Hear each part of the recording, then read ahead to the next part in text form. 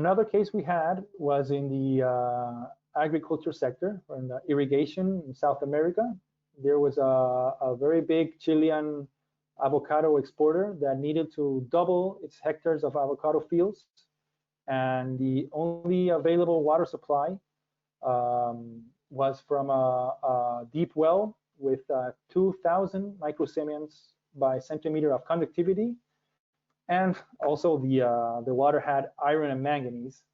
So avocado requires a constant demineralized water quality with very low concentrations of chlorides below 35 ppm.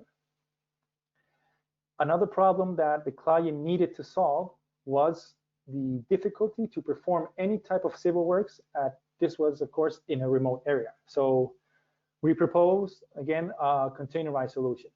In this case, we needed 3 containers to produce 100 cubic meter per hour. The first 2 were the pre-treatment, and the third container incorporated the high pressure pump with the RO membranes. So the raw water had concentrations of the raw water had concentration of 2.5 to 3 ppm of iron manganese, and as I said, conductivity was 2,000 microsiemens by centimeter. So that is why the first step of the treatment line was to precipitate iron so it could be retained or filtered. And all the oxidation in this case was made with sodium hypochlorite.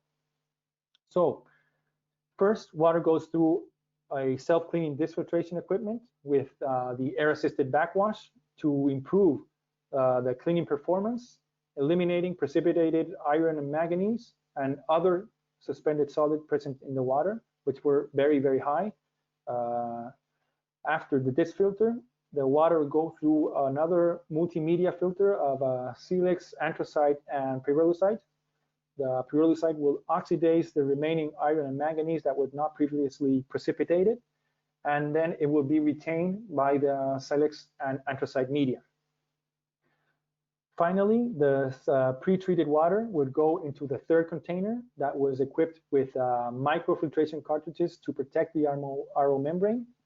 And then we had a high performance and low energy consumption reverse osmosis membrane, which could reach 75 to 80% of recovery.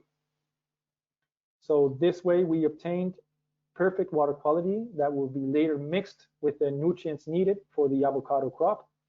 And we had at the outlet a conductivity below 25 microsiemens by centimeter. Remember, we had 2,000 at the inlet, and the chlorides were below 25 ppm, which is perfect for avocado. With this water quality, we managed a client to produce over 10 tons per hectare against 5 to 6 that he had before, in some cases even more. So in this case, this had a very, very attractive payback, less than 2 years.